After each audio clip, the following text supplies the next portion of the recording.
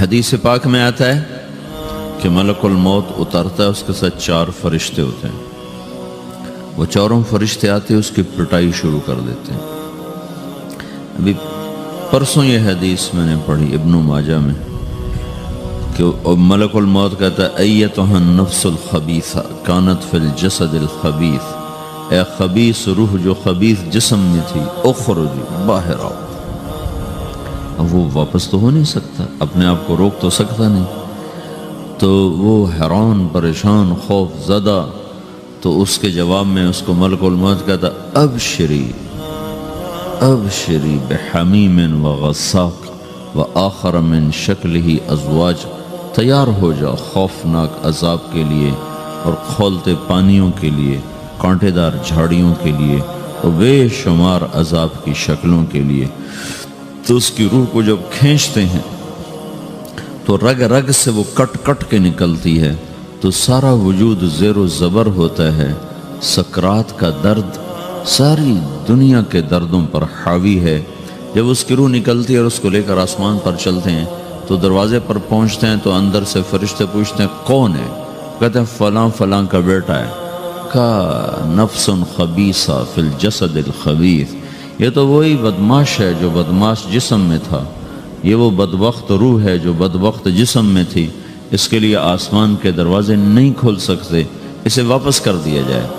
تو آسمان کے دروازے لا تفتح لهم ابواب السماء ولا يدخلون الجنة حتى يلج الجمل في سم الخياط، کہ ان کے لیے آسمان کے دروازے نہیں کھلیں گے اور ان کے لیے جنت کے دروازے نہیں کھلیں گے. پھر یہ وہاں سے نیچے گرائے جاتے ہیں جو اللہ کا قید خانہ ہے سجین. وما ادراک ما سجین کتاب مرقوم، وہ تمہیں خبر نہیں کہ وہ کیا خوفناک قید خانہ ہے جو اللہ تعالیٰ نے بنایا ہے، اسے وہاں دھکیل دیا جاتا ہے.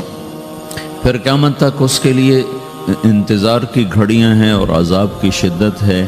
اور جب کوئی نیک آدمی اللہ تعالیٰ کے دربار میں جانے کا اس کا وقت آتا ہے تو اللہ تبارک و تعالیٰ فرماتے ہیں ان الذین قالوا ربنا اللہ ثم استقاموا تتنزل علیہم الملائکۃ الا تخافوا ولا تحزنوا وابشروا بالجنة التي كنتم توعدون نحن اولیاؤکم فی الحیاة الدنیا وفی الآخرہ ولکم فیہا ما تشتہی انفسکم ولکم فیہا ما تدعون نزل من غفور الرحیم.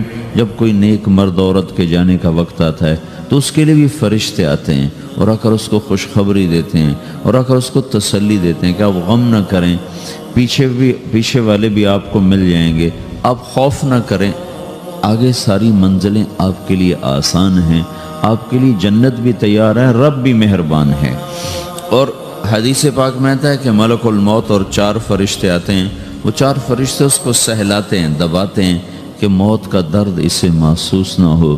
اور ملک الموت فرماتے ہیں ایتھا النفس الحمیدہ کانت فی الجسد الحمید اخرجی، اے نیک روح جو نیک جسم میں تھی باہر آؤ. کہ اندر سے وقت کو نکال کے باہر پھینک دیا. باہر 300 سال گزرے، اندر آدھا ہی دن گزرا تھا. وہ جب اٹھے ہیں تو وہ 25 برس کا نوجوان 325 سال کا ہو کے نہیں اٹھا، وہ 25 سال کی عمر میں اٹھا ہے. نہ ناخن بڑا ہے، نہ مونچھیں بڑی ہیں، نہ ان کی داڑیاں لمبی ہوئی ہیں، چونکہ تو زندہ تھے، مر نہیں گئے تھے. تو زندہ کے تو بال بھی بڑھتے ہیں، ناخن بھی بڑھتے ہیں، لیکن وہ اس طرح اٹھے کہ 300 برس گزر گئے اور 25 برس کا نوجوان 25 سال کی عمر میں اٹھا ہے، 20 برس کا 20 برس کی عمر میں اٹھا ہے. اور وہ کہنے لگے کم لبثنا، بھائی کتنا ٹھہرے ہیں؟ کہ یومن او بعض یومن، لگتا ہے کوئی دن آدھا دن ٹھہرے ہیں. وہ صحیح کہہ رہے تھے. باہر اللہ تعالیٰ نے وقت کی گھڑی کو چلائے رکھا اور اندر غار میں اس کو سوئچ آف کر دیا، نکال دیا کہ یہاں وقت کو داخل نہیں ہونے دیا. تو وقت کے گزرنے سے جو بھی اثرات مرتب ہوتے ہیں وہ ان پر مرتب نہیں ہوئے. تو وہ 20 آدھا ہی دن کے بعد اٹھے ہیں. باہر 300 سال، اندر آدھا دن. یہی کچھ اللہ تبارک و تعالیٰ برزخ میں کر دیتا ہے، وقت کو ختم کر دیتا ہے، گزرنے کا احساس نہیں ہوتا ہے.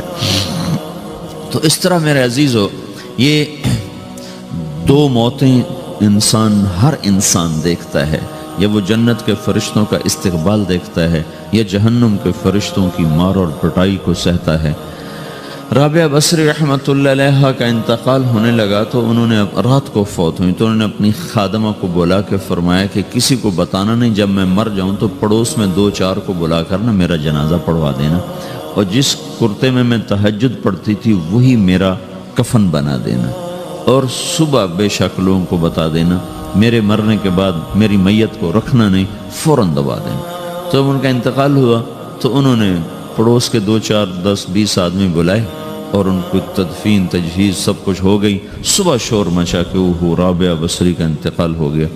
تو اگلے دن وہ خواب میں اس خادمہ کو ملی اور کہا بیٹی تیری بڑی مہربانی، تو نے میری وصیت کے مطابق عمل کیا۔ اس نے دیکھا کہ انہوں نے ایک خوبصورت سبز لباس پہنا ہوا ہے، تو وہ فرمانے لگی، انہوں نے سوال کیا کہ آپ کے ساتھ قبر میں کیا ہوا؟ تو وہ کہنے لگی کہ میرے پاس منکر نکیر آئے تھے اور مجھ سے کہنے لگے من رب کی، تیرا رب کون ہے؟ تو میں نے کہا سبحان اللہ، 40 برس جس کو میں نہ بھلا سکی اس کو 4 ہاتھ زمین میں آ کے میں بھول جاؤں گی۔ ان کا 42 برس کی عمر میں انتقال ہوا تھا۔ تو وہ کہنے لگے سبحان اللہ، جس کو میں 40 برس نہ بھلا سکی میں اسے 4 ہاتھ زمین کے اندر آ کے بھول جاؤں گی۔ تو منکر نکیر کہنے لگے اس کا کیا حساب لینا؟ پھر انہوں نے پوچھا کہ وہ آپ کا وہ کرتا کہاں گیا تہجد والا جس میں آپ کو کفن دیا تھا؟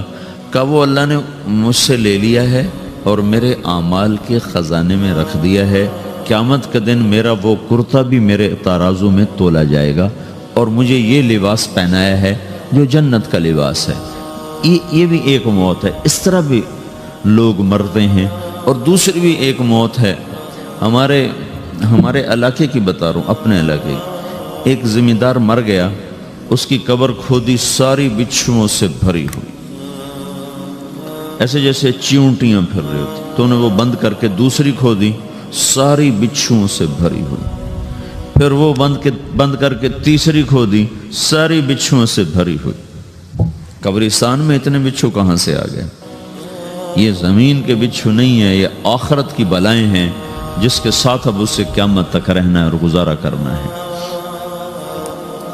تو یہ 2 طرح کی موتیں روزانہ لوگ مرتے ہیں، روزانہ لوگ مرتے ہیں۔ جب نماز کا وقت ہوتا ہے ملک الموت ساری دنیا کا چکر لگاتا ہے اور دیکھتا ہے کون پڑھ رہا ہے کون نہیں پڑھ رہا، کون پڑھ رہا ہے کون نہیں پڑھ رہا۔ جو نماز کی پابندی کرتا ہے اس کی موت آسانی سے ہوتی، جو نماز میں غفلت کرتا ہے اس کے ساتھ موت کے وقت شدت اور سختی اختیار کی جاتی۔ تو بھائیو، یہ ایک جسم ہے، ایک روح ہے۔ روح باقی رہنے والی چیز ہے، جسم مٹ جاتا ہے، پھر اللہ سے قیامت کے دن نیا جسم عطا فرمائے گا۔ ساختہ نظام بنایا ہے کہ آپ اپنے جسم میں روٹی اور پانی کی طلب کو نہیں نکال سکتے۔ میرے عزیزو، ٹھیک اسی طرح اللہ نے انسانی روح میں اپنی طلب رکھ دی ہے اور اپنے رسول کی طلب رکھ دی ہے۔ یہ 2 طلب ایسی ہیں کہ یہ آپ کے جسم روح سے نکل نہیں سکتی۔ جیسے بھوکا روٹی نہ کھا لے، پیاسا پانی نہ پی لے، اسے چین نہیں آ سکتا۔ وہ روح جو اللہ اور اس کے رسول سے نہ آشنا ہے، جب تک وہ وہاں تک پہنچ نہیں جاتی، سمت نہیں، جس کا کوئی گھاٹ نہیں۔ یہ کیوں ہے؟ میرے ساتھ تو ایسا نہیں ہونا چاہیے۔ ایک عام لڑکا تو کہتا ہے ہائے کاش یہ ہوتا، اس کو وہ نہیں ہو رہا تو پھر وہ پریشان ہے، ہائے یہ ہوتا، ہائے وہ ہوتا۔ تو میں تو ہائے نہیں کرتا ہوں، میری تو ہر لذت اور خواہش میرے سامنے تشتری میں سجا کے پیش کی جا رہی۔ میں کیوں ایسا کر رہا ہوں؟ میں ہائے ہائے کیوں کر رہا ہوں؟ میرا اندر ویران کیوں ہے؟ میرے اندر میں خلا کیوں ہے؟ یہ وہی خلا ہے کہ وہ روح کی پیاس کو شراب میں بجھانا چاہتا ہے، وہ روح کی پیاس کو لڑکی میں بجھانا چاہتا ہے، وہ روح کی پیاس کو موسیقی سے بجھانا چاہتا ہے، وہ روح کی پیاس کو دنیا کی رعنائیوں میں 5 سٹار ہوٹلوں سے بجھانا چاہتا ہے۔ روح کیا جانے روٹی کیا ہے، شراب کیا ہے۔ دروازے ہیں، یہاں صرف اللہ پہنچے گا، اللہ کے رسول کا تعلق پہنچے گا، باقی کوئی چیز یہاں نہیں جا سکتی۔ تو چونکہ آج ہمارا علم غلط ہو گیا، پنکھا بند کرو، ہمارا علم غلط ہو گیا ہے، تو ہم نے ان دنیا کی چیزوں کو سب کچھ سمجھ کر اس کی دوڑ لگانا شروع کر دی ہے۔ تو روح آسمان سے ہے، اس کا تعلق اللہ سے بناؤ بھائیو۔ اللہ کا تعلق پائے بغیر نہ کوئی مرد مکمل ہے نہ کوئی عورت مکمل ہے، اور چونکہ براہ راست اللہ کو کوئی پا نہیں سکتا، چونکہ وہ ہمارے سامنے نہیں، اس کے اور ہمارے درمیان لاکھوں کروڑوں پردے حائل ہیں، تو اللہ اپنے بندوں میں سے ایک کو منتخب کر کے اپنا رسول بناتا ہے، اس پر اپنا آپ کھول دیتا ہے، پھر اسے کہتا ہے جا لوگوں کو بتا کہ یہ زندگی اللہ کو پسند ہے۔ وہ اللہ کا جو رسول ہے وہ بندوں اور رب کے درمیان واسطہ بن جاتا ہے۔ اللہ نے ہمیں حضرت محمد صلی اللہ تعالی علیہ وسلم جیسا رسول دے دیا۔ اللہ تعالیٰ نے اپنا آپ کسی کو نہیں دکھایا۔ موسیٰ علیہ السلام پہ ایک تجلی پڑی، ان کو 40 دن ہوش نہیں آیا، 40 دن اللہ سے ضد کرنے لگے، رب ارنی انظر الیک، یا اللہ میں تجھے دیکھنا چاہتا ہوں۔ اللہ تعالیٰ نے کہا موسیٰ یہ ہو نہیں سکتا۔ موسیٰ علیہ السلام اللہ کے نبی نے فرمایا لاڈلے نبی تھے، اللہ پاک سے ضد کر لیا کرتے تھے۔ پکا غلاف ہے، اس سے اگر اوپر چلے جائیں گے نا تو آپ خود بم بن کے پھٹ جائیں گے ایک دھماکے کے ساتھ، چونکہ ہر انسان کے اوپر ہوا کا ایک پریشر ہے، کوئی 280 من کے قریب ہر انسان کے اوپر ہوا کا پریشر ہے۔ اس پریشر کو توڑنے کے لیے میرے اندر خود ایک پریشر بنا ہوا ہے جو اس کو توڑ رہا ہے۔ جب یہ ہوا کا پریشر میرے اوپر سے ریلیز ہو جاتا ہے تو میرا اندر کا اپنا پریشر بم کی طرح پھٹے گا اور مجھے پرزے پرزے کر دے گا۔ اس لیے وہ خلائی لباس بنایا جاتا ہے جس میں وہ مصنوعی پریشر دیا جاتا ہے تاکہ اوپر جا کر یہ پھٹ نہ جائیں۔ ہمارے نبی جس کرتے اور تہمد میں تھے اسی کرتے اور تہمد سے بیت المقدس سے چلے ہیں اور ہوا کو نہیں پار کیا، 7 آسمان ہی پار کر لی۔ اور پہلے آسمان پر حضرت آدم علیہ السلام نے استقبال کیا ہے، اور دوسرے آسمان پر حضرت عیسیٰ علیہ السلام، زکریا علیہ السلام، یحییٰ علیہ السلام نے استقبال کیا ہے۔ تیسرے آسمان پر حضرت یوسف علیہ السلام نے استقبال کیا ہے۔ چوتھے پر حضرت ادریس علیہ السلام نے استقبال کیا ہے۔ پانچویں پر ہارون علیہ السلام نے استقبال کیا، اور چھٹے پر موسیٰ علیہ السلام نے استقبال کیا، اور ساتویں آسمان پر ایک بیت اللہ دیکھا ہے جس کا طواف ہو رہا ہے۔ استقبال قرآن نے بتانا تھا، سیرت نبی نے بتانا، وہ سیرت آپ نے پڑھی نہیں، قرآن آپ نے پڑھا نہیں۔ آپ کا سارا زور لگا پہلے وہ ایف ایس سی کو پاس کرنے میں، پھر ٹیکسٹائل میں آ گیا تو اب دھاگا کیسے بنتا ہے۔ آپ کا سارا علم ہے کہ دھاگا کیسے بنتا ہے، یہ علم آپ نہیں پڑھ رہے کہ انسان کیسے بنتا ہے، یہ مشین کیسے چلتی، آپ یہ سیکھ رہے ہیں۔ یہ انسان کیسے چلے یہ کسی ادارے میں نہیں سکھایا جا رہا۔ وہ اداروں کا یہ موضوع ہی نہیں کہ انسان بناؤ، اداروں کا موضوع ہے بس روبوٹ بناؤ جنہیں بس دھاگا بنانا آتا ہو، کسی کو دوائی بنانی آتی ہو، کسی کو حل بنانا آتا ہو، کسی کو بم بنانا آتا ہو، کسی کو کپڑا بنانا آتا ہو، کسی کو لوہا بنانا آتا ہو۔ موسیٰ علیہ السلام نے پوچھا یا اللہ جب تو ناراض ہوتا ہے